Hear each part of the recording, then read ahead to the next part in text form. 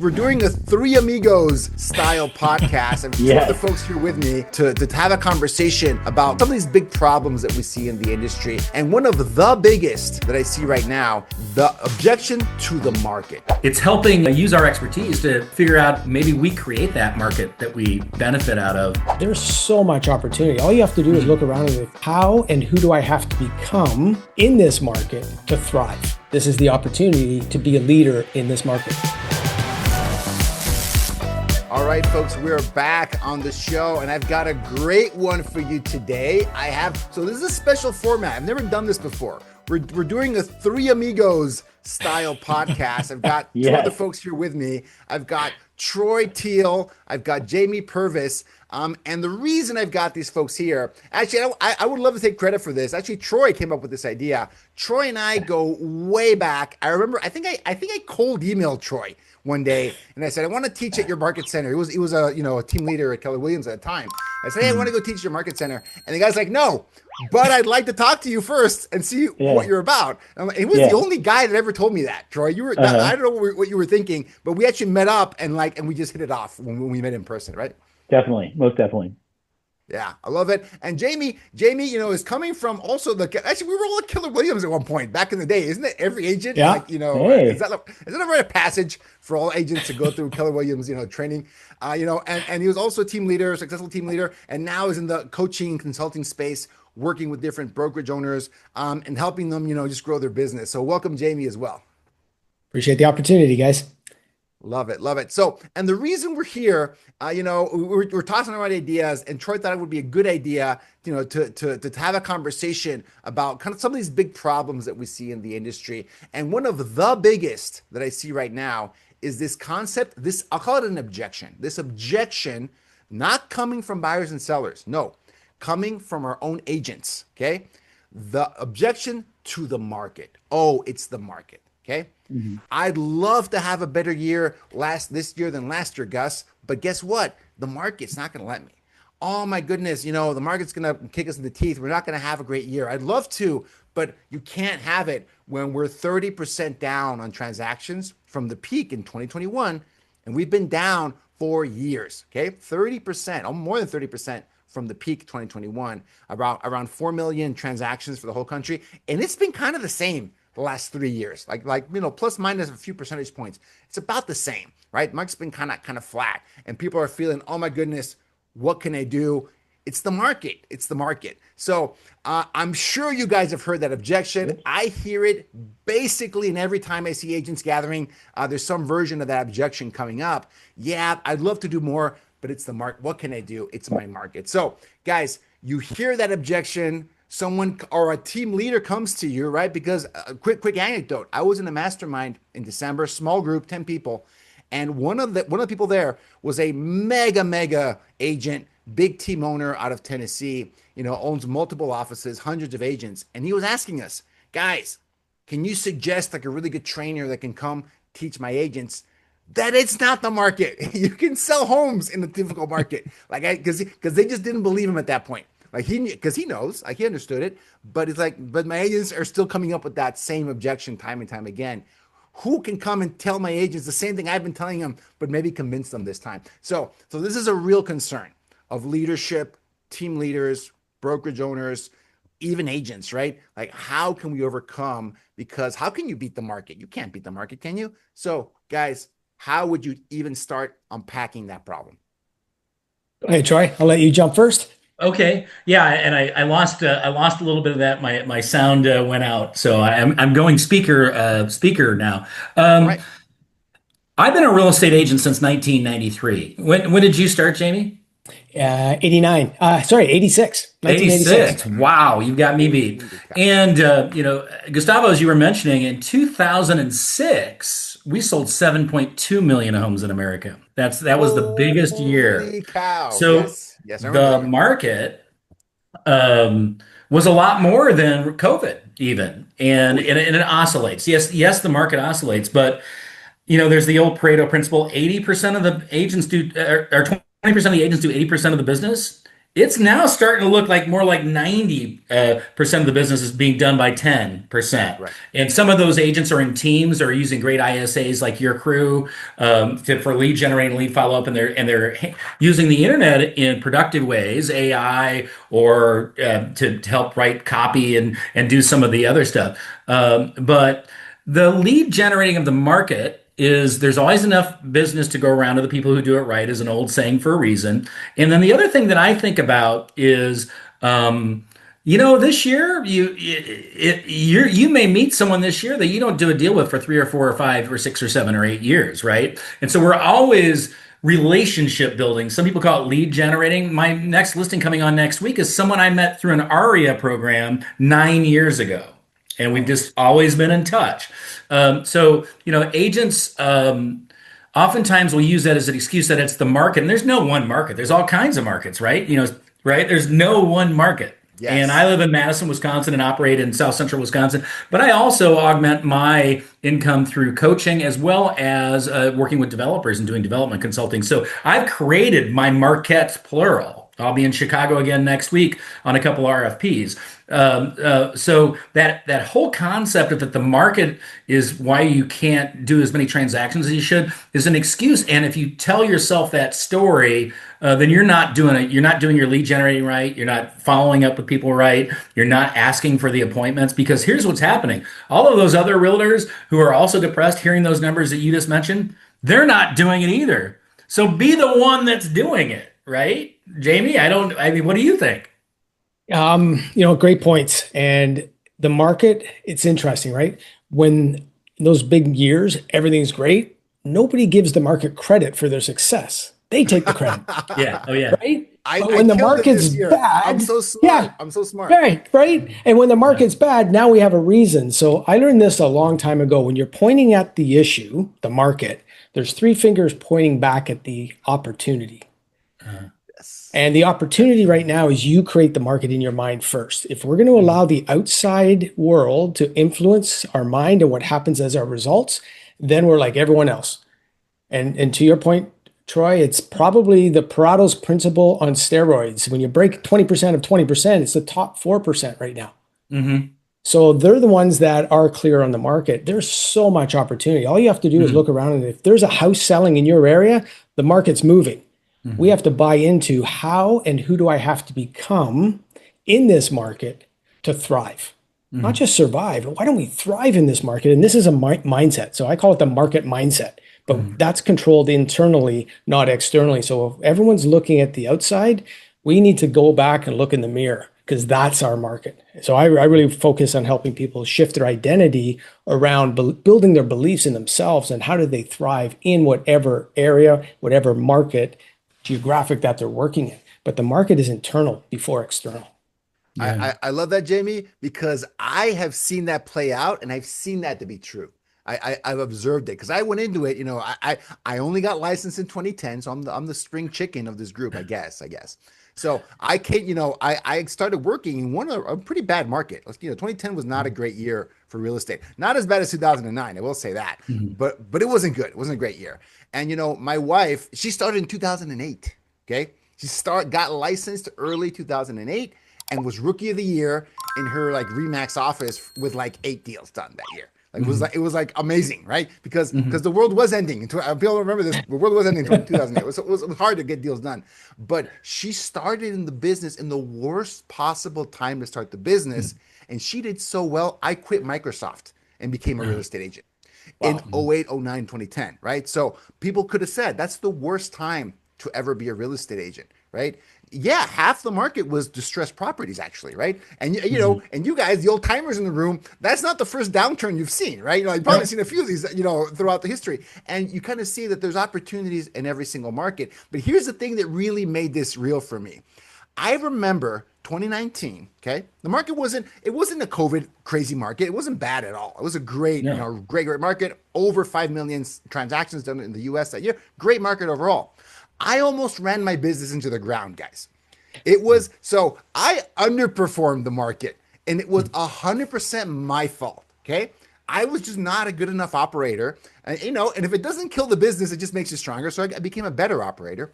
But I remember thinking, if I'm going to run this company into the ground, the market's doing really well. I can't even blame the market, right? Like it Yeah. is 100% myself. And as I've been working with different agents and teams over the last years, last year we turned 10 years old for Power ISA. So we've been around a while now, at least a Hmm. couple cycles at this point. I Hmm. remember 2020, right? I saw agents having the worst year in their career, and I saw agents having the best year in their Hmm. career in the same year. Hmm. And guess what? The same thing happened in 2025. I saw agents having the best year in their career, and I saw a good chunk of agents having the worst year in their Hmm. career.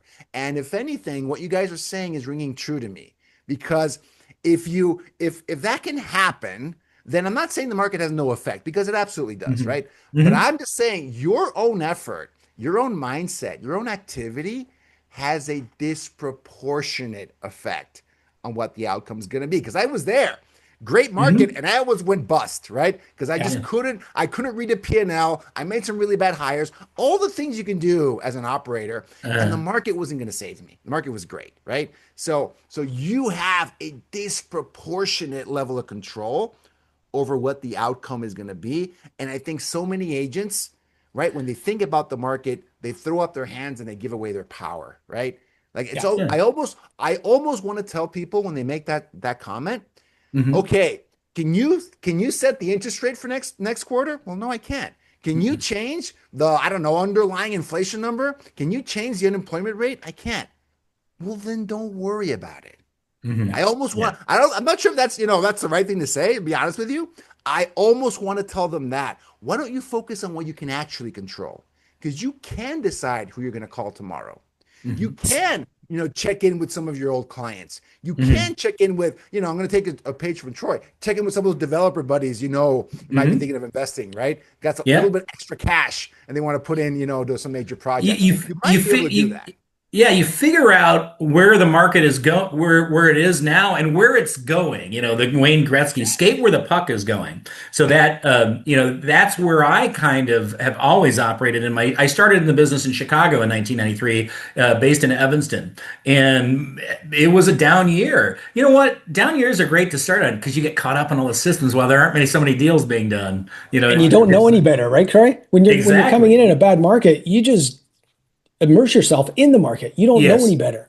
And there's no Yeah. comparison. And that's probably one of the challenges people face right now is they're comparing to a better market or a Well, great market. Well, yeah. So Gustavo, like people who came into the market in 2021 and, COVID stunk for a lot of other reasons, but man, it was almost too easy money for some of these people who came in because of the transactional activity. Everyone needed more out of their home. That's what spurred on that boom, right? The buy uppers to get more space or boomeranging family members or whatever. So it was an artificial market. So when I'm doing market analysis, oftentimes I go back to 19 numbers. I want to when I'm trying to read Wow. Old school. trends. Because it makes sense. I love history, and it's so key and critical to recognize that 21 especially was an anomaly year, and 2020 was sort of an anomaly year too. So you can't just say I'm just doing this. You can't base it only on 2020 and 2021 production because, like I said, 2006 7.2 million. We need to get back to that number. And one of the markets that I try to access is my advocacy to get back to 7.2. We need to fix a lot of the housing crisis. So that's actually probably 20 plus hours a week as I'm advocating. But those advocacy, Build. You're telling them if people build more homes. yeah, Tell and them they're more of build the more. right type of homes. Old people True. getting out into smaller homes or condos again, or townhomes or whatever. I just had a national builder call about doing townhome projects here in Madison. You know their name. It's helping use our expertise to figure out maybe we create that market that we benefit out of with our business by doing the right thing in the future. Here's two markets I would propose and invite people to think about. Number one is a skill-based market. You got to look in the mirror and you got to realize there's probably a massive opportunity, and it doesn't matter how long you've been in the industry to develop and better your skills. That's what this Mhm. market's providing. The second thing is it's a motivation market. People that are buying and selling right now have their own personal selfish motivation. So as realtors, we just have to find the motivated. Mhm. So if we, again, we're taking the focus off of everything around us, looking at ourselves, skill-based, I create my own market. What you believe right now, what you tell yourself over and over becomes your reality. So if it's the market that's keeping you stuck and that's why you're not selling, guess what? You're right. And yet the opposite is I have massive opportunity in this market. The only competition is me, the guy in the mirror, and I'm going to develop my skills and go find the motivated. You're going to have one of your best years ever in this market. Yeah, All mindset. 100%. That's the power of mindset right now. Yeah. And Hey man, focusing if you on those compete against activities. yourself, that's you need to understand that's who you're really competing against. And there's That's nothing it. wrong with that. Get better every day, 100%. right? Yeah. Yeah, and then focusing on the on things that you can control. I love that, JV, Yeah. because that you control your mindset and you control those activities, right? And just making those connections. And I love what you said, Troy, of adapting to the market, right? I didn't mention that, but that's a big part of it too, right? Because I'm going to go back to when I was in 2010. If I was an agent, actually, I had this advantage of coming up in those years because I didn't have I wasn't an agent in the boom years. Oh five, oh six, oh seven. Right. I missed it, right? I wasn't in the business. I was buying a home, actually a couple homes. Oh well, it Yeah. happens. But I wasn't selling real estate, but I saw the boom market and I saw it. I just didn't realize how easy it was to get business in those years. I wasn't kind of tainted with that. But if I would have come up in those years, and then if I wanted to just sell how it always sold in 2010, when 50% of the market is distressed, I would have gone out of business fast, guys, very quickly, because I'm not adapting to the market of that moment. Okay, 100%. And I think that's always true, especially in real estate, right? Because in real estate, because it's a commission-only business, because structurally, you have to shift quickly. You cannot be like a Fortune 500 company that, oh yeah, maybe next quarter we'll make I'm going to ignore it. I'm the incumbent. Who cares? You can't take that long. You're not the Titanic, right? You have the advantage of being nimble, of being dynamic. You can make those changes, but you do have to adapt to the market of today. And for a lot of agents, I would just venture out to say a lot of them just kind of have to go back to basics, things they haven't done, but probably should have been doing it all along. I'll give you an example. There was an agent that actually hired me. I want to get an ISA. I'm starting Facebook ads. And then I get down, we go into the second, third level of where her business is at, what she's doing. I realize, because she was used to selling 15, 17 homes a year for years, right? And that year, I think this must have been like right when the interest rates shifted, but it must have been 2022, right? So in 2022, she had sold 2 properties, okay? Ouch. 2 homes. She went from 15 average to 2. And she's like, I got to try something different. I do something else. And I'm going, okay, you're in the right space. You do have to do something different. I said, okay, but you don't have the funds to hire an ISA and run Facebook ads, right? I'm talking to you, seeing where you're at. Like, I'll take your money. I'd love to, but this is just not going to work. You're going to churn out in a month or two when you don't get the immediate result you've got. How do you get those 15 deals every year? Oh, well, they just came from from my sphere, people that I know. Her husband was in the military. She worked with a lot of veterans. Okay, great. And what were you doing before to get those deals? These are the COVID boom years, right? How were you doing before? Oh, I post on social, every now and then, and people would just call me. And I go, oh, okay. So you were a business receiver. You were great at receiving business. Okay. How about, and again, I was thinking about Ignite like session 2, right? Like make a list of everyone and all your past clients, those 50 transactions you've done, and why don't you call them up and do something? Like teach a VA class. I literally made this up on a conversation. Do that for the next month, and then we'll talk about ISA and face all these other things, right? Do that. In 30 days, she got 20,000 in commissions. Okay, 20,000. Like in the books, because she called everybody and she just talked to people, right? So again, an agent that had worked on their sphere for years, their only source of business was their sphere. They just had never actually marketed to their sphere. They had never actually prospected their sphere. And before, they just didn't have to make a pretty good living. They didn't have to. But the market shifts and you kind of have to shift with it, right? So I think that movement, that uncomfort, that discomfort, that change, I think that throws a lot of people off. What do you guys think? It's the connection piece to what I'm hearing there is all about connection. So I did 33 workshops last year for brokerages. And it was so interesting because I learned so much in that. Number one is half the realtors have 1 foot out the door. So they're disconnected with their current brokers. The brokers are saying, hey, I do all this for my agents. They don't show up. They don't call me. They never return my calls. So they're feeling disconnected with their with the agents. So here's this disconnect, the dichotomy of the brokerage industry right now. And that connection is the magic. So for realtors I'm coaching right now, 3 to 5 connection calls a day, not Mhm. calls, contacts, conversations. Mhm. I don't care how many dials, I don't care how many emails, text messages. Mhm. I don't even bother tracking that. Doesn't matter. 3 to 5 conversations a day. I got in the business in 1986. I learned cold calling. That's how I feel today. Your biggest opportunity right now is connecting with people on the phone. Everything gets you there, but have a conversation, because in that conversation is where the magic happens when you ask the questions. To your point, Gustavo, you go down, you get 4 or 5 levels deep. Like, what's happening below the surface? That's when people open up. And Mhm. now there is zero competition in that space. 3 to 5 a day. That's it. It doesn't sound like a lot. I'm holding people every day. I'm holding them to that one standard. They have to text me at the end of the Yeah. day, won the day, won the day. Let's build momentum winning the day. And to your point, in 30 days, you have no idea what's possible. You can change your, and she went from having zero income to having 20,000 in the pipeline. Mhm. It might not seem like a lot for some people. Like, that was a life-changing That's thing. a lot She right ended now up not for hiring an everybody. ISA, by the way. She ended up not hiring an ISA. She didn't need one. She didn't, Well, quite frankly, yeah. didn't need an ISA, right? To do that. Yeah, and to riff on Jamie, what you were saying, we had when we were planning this, we talked about people, the agents feeling disconnected. The Yeah. office is quiet, but the business is out there. That's why do you rob banks? Because that's where the money is, as the old saying goes.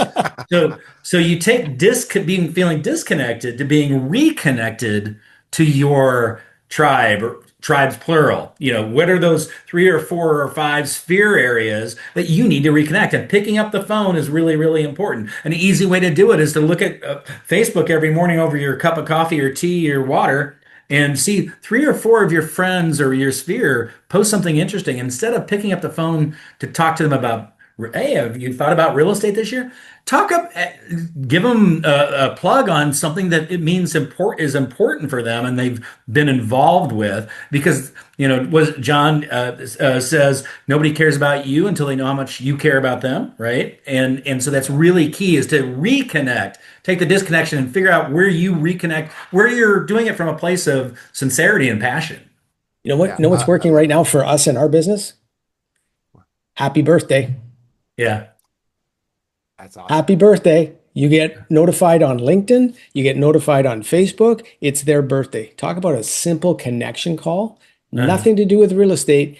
Get into conversation. Real estate's a byproduct of those conversations. Happy birthday. To your point, Troy, it's so simple when we look at it from top down, right? You see all this opportunity in front of us. And everybody we talk to wants to be in real estate. And so they're the ones who almost always bring it up in conversations. I sit at my third space. That's another thing for reconnecting with these people. I have gone back to where my third space is, and that's a coffee house every morning and sometimes in the Hmm. afternoon. And I moved it around a little because I know people from multiple neighborhoods here. And I have my business logo on my computer. I set out a realtor magazine. Oh, And people smart. will walk by and we'll talk and they'll see that and they'll see my little checklist and that I'm organized and I'm dressed, like I'm acting like I'm working. And it will start conversations. When we were in Seattle, Gustavo, you know what I did? I hung out in downtown Kirkland, and it was Cafe Rococo, and it became Throughline when we were there. Anytime I saw someone walk in, we moved from Madison and I'm a Chicagoan originally. If I saw someone wearing a Cub hat, I'd start talking to them. If I saw someone wearing a Wisconsin jersey or Green Bay Packer jersey, I'd start talking to them. And I've closed a bunch of deals meeting people that way. Wow. Yeah. Yeah, That yeah. was wild. That was wild. We're some agents make their business and their networks themselves. They go out and they're just not shy. I've never been shy. So it's worked for me. I met my wife at a coffee house. So and 34 years Hey, later, we're still together, that poor lady.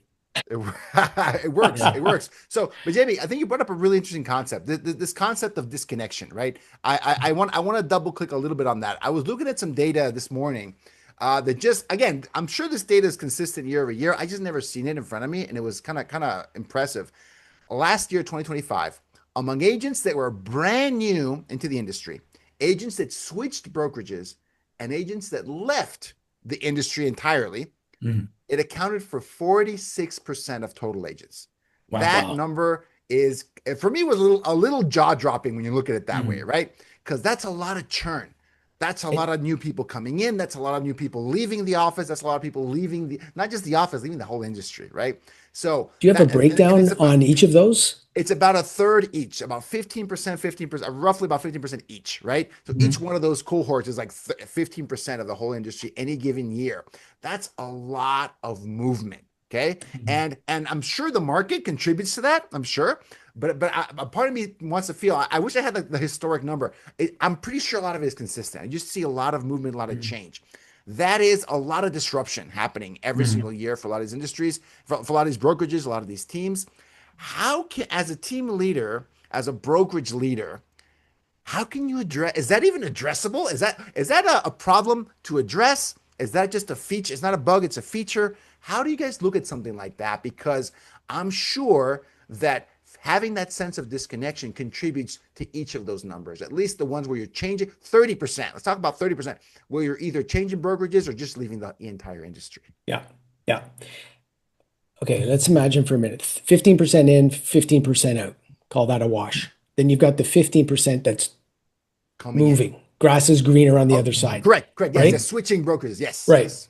And then I know the conversations I've had, 50% of realtors were thinking if 50, so 15 move, that leaves 35% that are probably going to do it this year or are thinking about it. 100%. Right? Right? 100%. So that means half your people, for any team leader, any brokerage, half your people are getting ready to walk out the door. So how do we connect? The same way we connect with our clients that we haven't talked to in a while. This is a text message that I'm using and applying right now with every one of my clients. It's simple, out of the blue, just thinking of you, how are you? Simple text message. When's the last time a broker owner reached out or manager reached out to every realtor in their office and just simply asked them, how are you? Like I'm really feeling right now, we need to get back to the human component of who we are. We're human beings. We're so disconnected from everything that there's chaos happening in the world right now. And then the market and all that stuff, right? So how do we connect with people? And I think if we just connect with you and ask you, how are you? The last workshop I did 2 weeks ago, I asked the group, there was about 30 people in the room. I said, when's the last time somebody in your inner circle reached out and said, hey, Jamie, I'm just thinking of you. How are you? I'm gonna make a note of that, and I'm actually gonna do that with my company. Like I gotta. There's some people I haven't spoken to in a few months. Like holy cow! There you go. And yep. Sometimes I don't want to bother them. Oh, they're busy. They're gonna get intimidated by the boss, the big man coming down. Like, hey, what if they would appreciate that, right? Not coming in with a task, not checking in on a project, like literally just asking them, hey, how's it going for you? How are you doing? And then listen, and ask and listen, and you're gonna be. I will recommend you give time for this because these aren't quick calls. 100%. Yes. You give time and you connect 3-4 calls in an hour, probably the max. It might even go an hour and a half. And you will be surprised at what people tell you. That's how you maintain people on your team. That's how you attract more people because now you're sharing this with your own world, right? Your own tribe. Well, guess what? That agent that's now on a transaction speaking to another broker that's getting really disconnected with their broker. Now you have a raving fan inside. Your agents become your attraction. They become your magnet. And I'm going to put you on the spot here, Troy, really quickly. I have, we don't have to name names here, but I have rarely seen an office turnaround like the one I saw when you were a team leader, over in Washington State. Let's call it that, Washington State. I have rarely seen an office change, that quickly for the better.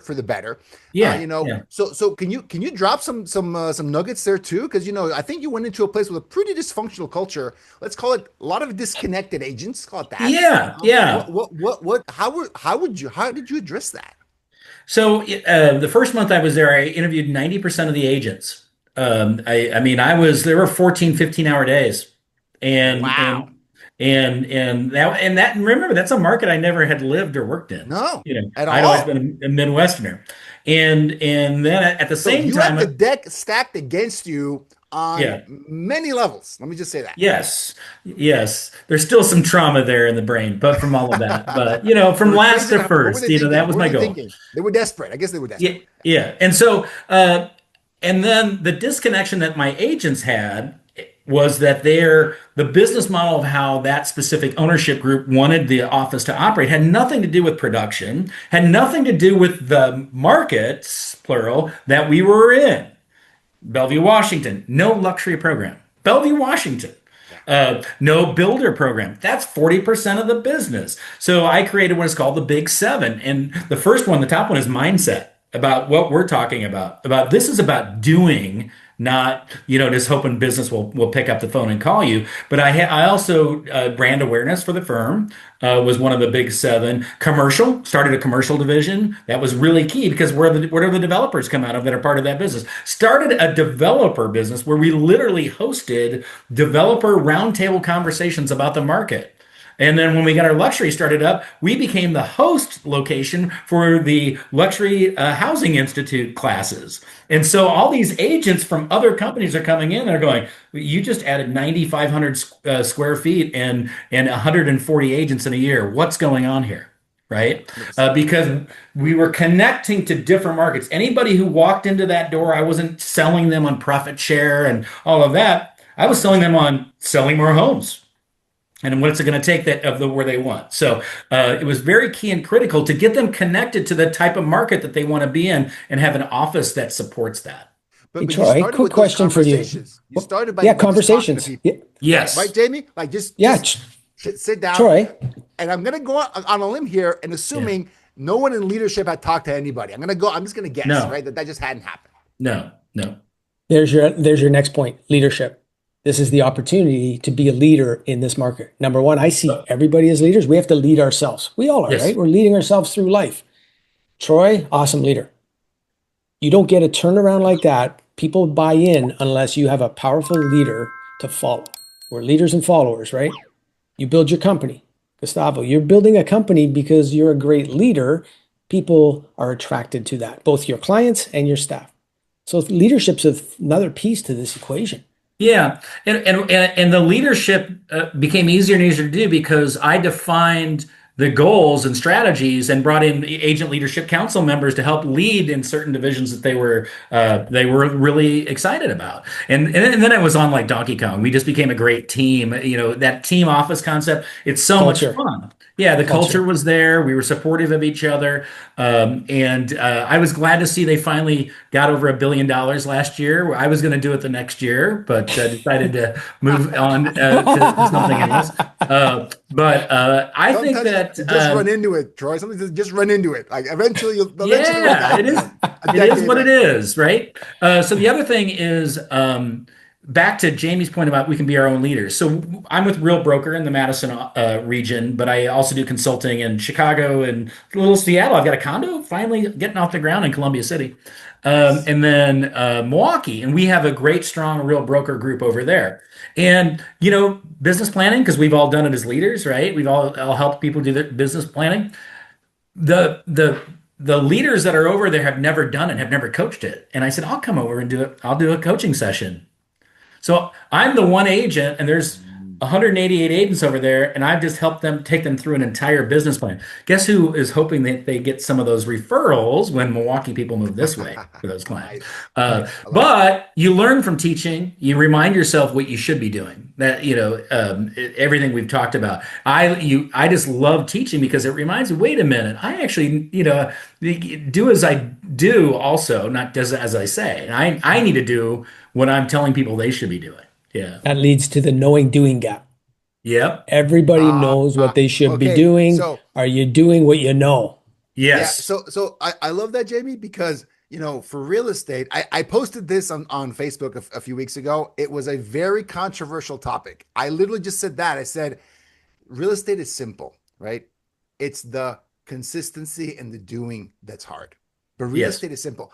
That was shots fired. People didn't like that, right? Like, what do you mean? Yeah. This is super hard. Like, disagree. There's some again, it's an oversimplification. Of course it is. Some models lie. Some models are useful, right? Mm-hmm. The usefulness of that statement was typically what's going to make you successful in this business isn't the 14th clause of that builder developer contract. Again, it's very complicated. You gotta have some expertise there. Right? No, don't disagree. that's usually not what's going to make it or break it for you in the industry. Mhm. Real estate is simple. The Mhm. consistency and the execution is what makes it really, really hard. So, Super Jamie, key. how do you go from, because it's not usually, it's not an information issue. It's not. We're in sales. We're in the business of connecting people. This is not. I have no idea what to do. I have no idea how to talk to people. But why do we have such a big execution gap? For folks, and why do you think that is? And what can you do about that? I think it's well, belief. Do we have the belief in ourselves that we have the ability to achieve our goals? So my mantra is decide, believe, expect. Make number one, decide what you want.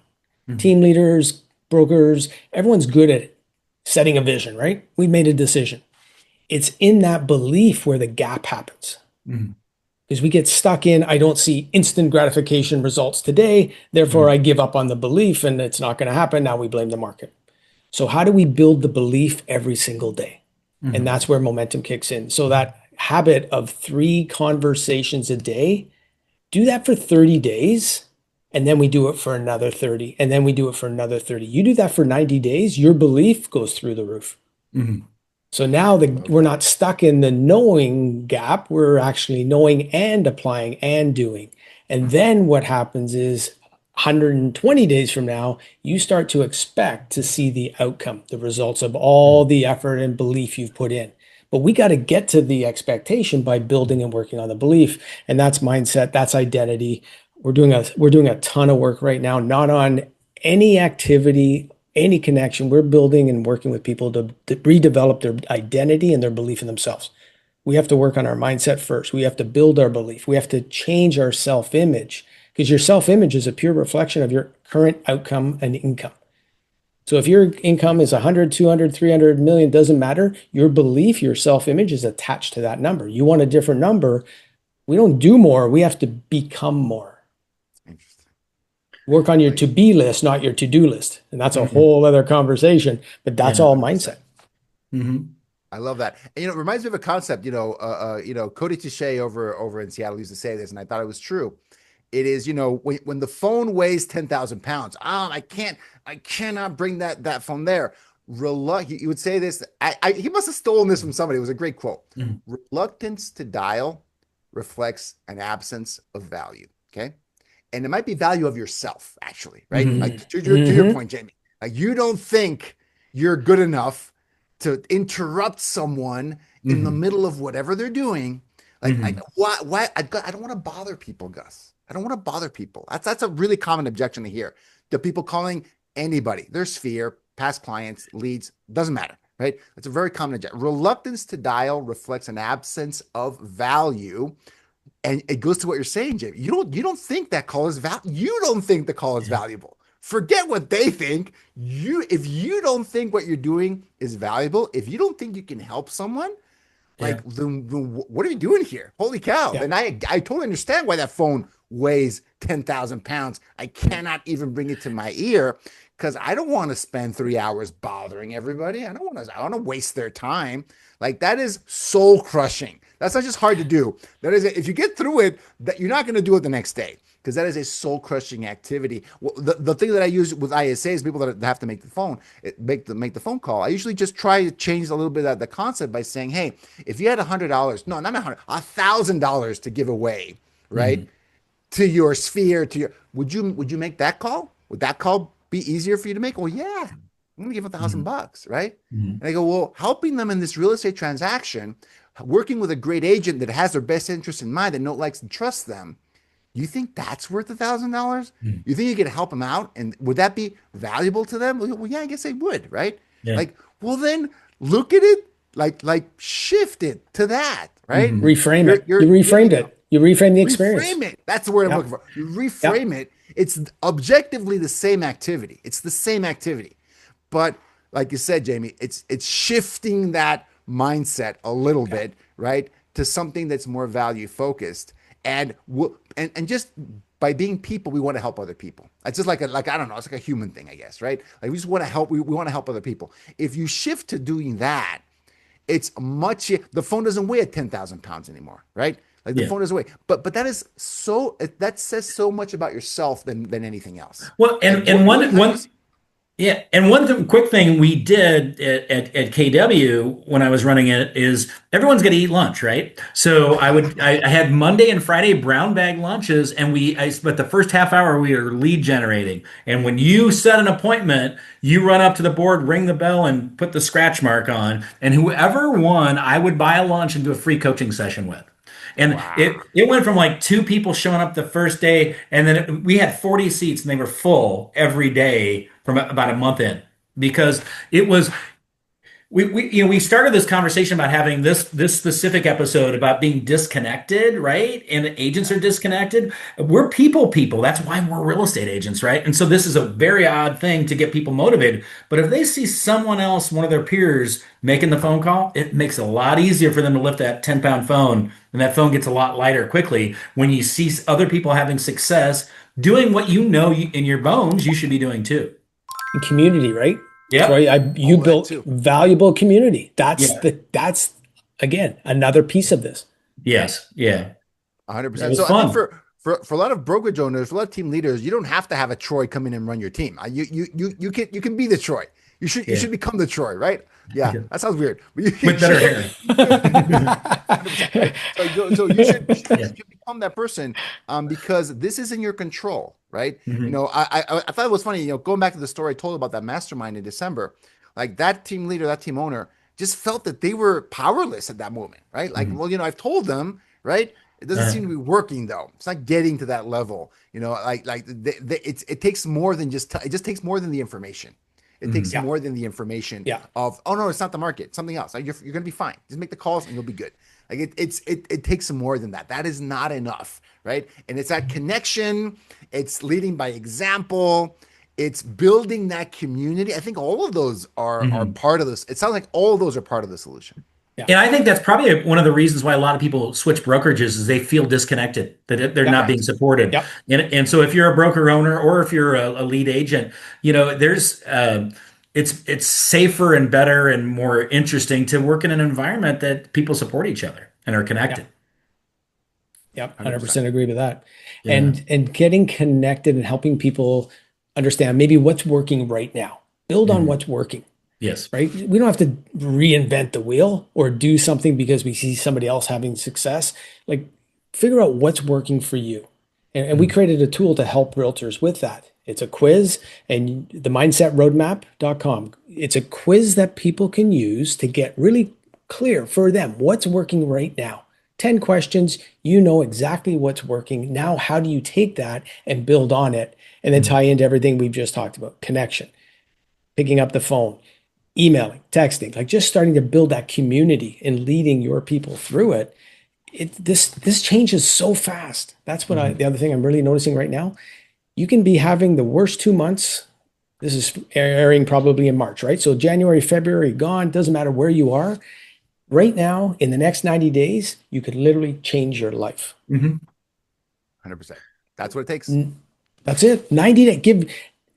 People have a hard time doing anything for 90 days, but about a week. Let's start with a day. That's why we build that momentum. One the Mhm. day, one the day, one the day, one the day. Eventually, you build the belief and you get addicted to winning the day. The Mhm. outcome is the byproduct of those actions and those activities that follow mindset and belief. I love it. I love it. And question for you folks, right? Like because Jamie, you work with, a bunch of different brokerages. Troy, you've now been a member of a bunch of different brokerages. Do you guys feel that the virtual brokerages versus, the traditional brick and mortar office brokerage, is there a difference there? Is this challenge different for one versus the other? Or are we does that not really matter? What do you guys think about that? Human beings, virtual, brick and mortar, who's the leader, Mhm. who is connecting. And I think if we just understand we're all the same, every Mhm. realtor wants the same thing. You and I want to grow. We have to grow. We're human, right? We need to grow. Mhm. If we're not growing, we're dying. So I don't think that piece matters. It's more the connection piece. Who's the leader? Whether it's virtual, whether it's brick and mortar. I'm hearing the same thing from everyone. All the broker owners, I'm hearing the exact same thing. And what's So I don't think it interesting matters.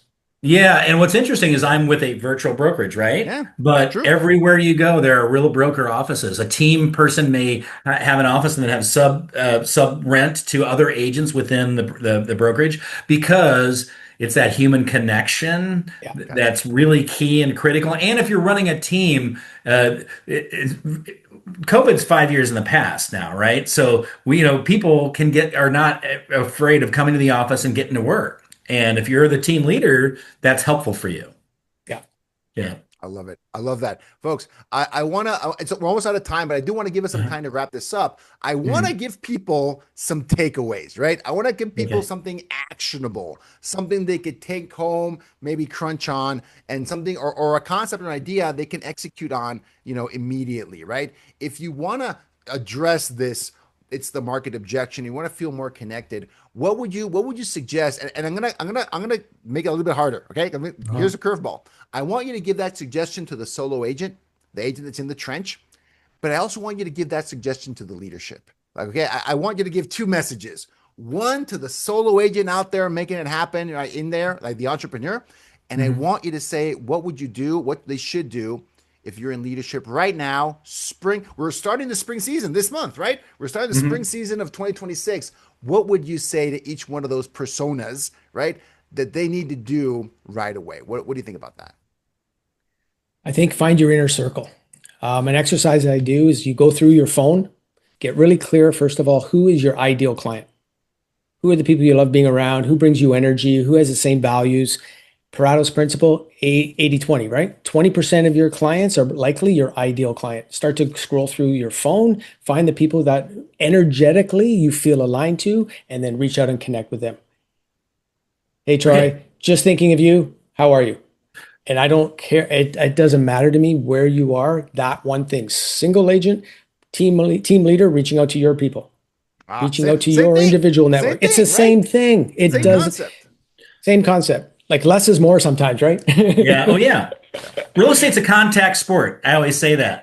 But in baseball, if you're a full-time player and you're successful 30% of the time, you make the Hall of Fame if you play 15 plus years. But if you're a pinch hitter and you do it only about 1/20th of the time a year and you hit 500, you're never going to make the Hall of Fame. You're never going to make that money, right? So for a solo agent, the response, Gustavo, for me is at the beginning of every week, you write your call list for that week that we're talking about, that it's a contact sport. You and start the week with intention that you are going to call these 20 people. That's my call list. And then I look at Facebook and I'll pick up the phone if I see somebody post something that I think is really cool. And I want to share in their joy, as well. And then, figure out where to work, where you're engaged with the energy you need to do this business. I, Well, I, I all right. think What does that's that key mean? and What does that critical. mean? Yeah, tell me, unpack that. Well, for me, I'm a social person, kind of. Okay, I'm really a social, probably too social, my wife says. But I know that if I have a tradition where I'm at the same coffee house, or there's two different ones, almost every day of the week between 7 and 8:30. That's my schedule. It's on my schedule, and I'm making those touches because we need to make those connections to people. As you know, it isn't about selling real estate. It's about having friends and collegiality. But the people that are going to most likely to use you are the people who already know you, like you, and trust you, right? And so that's just an extension of building my community. And so that's really cool. But I know that by mid morning, I need to move to somewhere where I'm taking care of contracts and I'm taking care of some training. That I've got the places I go to that have an intention for the kind of work I do at those places. So I know when I walk in my office, I get to work. I put a headset on. It's not even on music. People don't see. I connect with my people and say hi, and then I get my work done. And then I go back out and get some exercise and eat right. And to maintain that energy, that's a key thing too. That if we're feeling disconnected, we might need to get more healthy and more disciplined by getting more fit and having a better diet. Last thing I would share is find somebody you can be accountable to. Find a coach, find a mentor, find a manager, Mm, somebody that you can reach out and share the great news that you won the day. Mhm. That 100%. activity, because if we're left to our own devices, we can slip, right? We Yeah, can today can slip by. easily. We're going to start tomorrow. We're going to start someday, but it's never today. Mhm. Have somebody you could reach out to. Find that manager, that coach, that team leader, that whomever around you will be there and be your biggest cheerleader. And you just reach out every day and say, hey, I won the day. I won the day. I think accountability is a big piece of this too. Yeah, Yeah. accountability partner, accountability buddy, or Anybody. or someone like Yep. a coach, a team leader. Yeah. I think that's Mine's a a big, lender big one. right now. My accountability partner is a lender. And then leadership, you asked a question. I Yeah. think leadership needs to get people back in the office. They need to start Mm. having speakers come in about certain things, whether it's, a builder coming in talking about their upcoming project, or a series of builders talking about how, what it's like to be building right now and where they see the market going. Make a connection as a company, that agents want to be part of that company because it has brand awareness, and people are know that company is on the board, and that's what we did. That was one of my other big sevens, was brand awareness. People needed to know that we were coming and active, and we had a lot of excellent agents in our office. And so we would go to Chamber of Commerce. Gustavo, I would take everybody, whoever had the most cards at the end of the Chamber of Commerce that met people. That's the person that I took to lunch and gave a coach call. So So I'm loving the gamification of this, Troy. yeah, You did gamification before it was cool. Old school. yes, Old In real school. life. That's right. I was cool before it was cool. IRL, as the kids say, right? So, I think Yeah, that's wild. I love that, right? But, yeah, one thing I will say is that, and I'm just going to talk about the leadership piece. uh, Agents can tell when you are, because Troy, you just exude the energy, Troy. Like the uh, passion comes through. Like, you weren't doing it on some checklist. You didn't do it because yeah, Jamie sent you a message about it. You're like, there was a genuine desire to help them out, right? And a hmm, genuine interest in the yeah, person. That agents can tell when that's true, right? So, hmm, and that's what I recommend to folks. If you want to really be invested in the people and you want to build those authentic connections, you want to maybe repair them because you haven't connected in a long time, hmm, like show that genuine interest in people, even if it's hmm, only for those 15 minutes, right? yeah, Like they just Yep. just genuine, pay full focused attention, and hmm, and let it come through, because you can tell when someone's just going through the motions, doing something somebody's told them to do, and then they're just not interested anymore, versus someone that has genuine curiosity about how you're hmm, doing, a eagerness to help, right? Desire to see you succeed. You Yeah. can't there's no AI that's going to do that for you. There's no no, piece of technology, no No. piece of software that can do that for you, because at the end of the day, this is a person to person business, not hmm, just with buyers and sellers, but among the agents, 100%. So I agree. Everything you're saying, I agree with, and I echo that, you guys. yeah, And I think cool, people are thirsting for that right now. Energetically, Yes. they're thirsting to be connected and just to be heard and be around yes, people, right? We're going back to, I keep saying, we're going old school now. We're going back to community. We're going back hmm. to connections. Let's get face to face. And this is the biggest opportunity right And now. it's interesting, Realtors, Inman did a story about marketing that, post online. It's going back to authenticity, not not the shiny sports car Rolex people. Now I know Super several. production, everything Hollywood style. No. Yeah, yeah. This doesn't play Hollywood very well unless it's a comedy. Uh, and it's really key to be authentic in front of people, yeah, because they're more interested in you if they know they're talking to the real you rather than someone who's kind of faking it. yeah. 100%. And that should be the easiest role you can play yourself. It should be. It Yes. should be pretty easy to do, not exhausting. You don't have to No. remember. You don't have to go. It's not showtime. This is just should be the authentic you, and that's probably the one people actually want to connect to, right? So I Yeah. agree with that. I love that. And like you said earlier, it's what we do for a living. We're not selling people. We're helping them with oftentimes the biggest fiscal decision they'll ever make, where they're placing their lives. It's really, I feel so honored to be doing it and to instill that attitude among agents that I was helping, when that time was there, and even today. It reminds me about why I do this, and I think that's what drives me, and I know it's what drives a lot of the great agents I know. Yeah, Yeah. absolutely. Yeah. 100%. And that relates to me because I was working, in that area. I work with only engineers, like at Uh, Microsoft, Boeing, Amazon, people yeah. that usually thought they were the smartest person in the room. That was my Yeah. client, right? And Yeah. I Yeah. always loved that moment, Troy, when, and almost every single time, not every single, almost every single time where they go, oh, I see. Ah, That's why you're the pro. I Yeah. I Yeah. get it now. Okay, Yeah. okay. I see. This is why you are who you are. This is why we still need real estate agents. I'm puzzled. You have solved the puzzle for me. I love it. That was a huge. I would usually make my day. Right. Yes. Those Yeah. moments where I go, oh, I see. I couldn't Yeah. Google myself out of this problem. It actually helps that I have a trusted Yeah. professional that I know I can trust here by my side, because it's more than, even for the clients, it's more than just the information. It's more than that. Right. So I love Definitely. it. Awesome, guys. We could go on for another 2 hours. You know, we didn't even touch on the topic I wanted to ask you guys about, which is like this whole like AI and technology and what Compass is doing or Redfin's. We didn't even touch on that, right? Maybe that's for another day, another topic. All this, revolutions in technology and all these changes in the industry. Didn't even get to that, but I'm glad we talked to, in my opinion, one of the most important things, which is what can you do now in spite of the market and focus on that connection, making that connection with your own clients and leaders with your own agents. Love it. Yes. I love it. Great one, guys. Awesome. Appreciate you guys. You guys are welcome to come back on the next one. All right. Yeah. Appreciate it, everyone. Have a wonderful day. Cheers. All right, guys. Have a good one.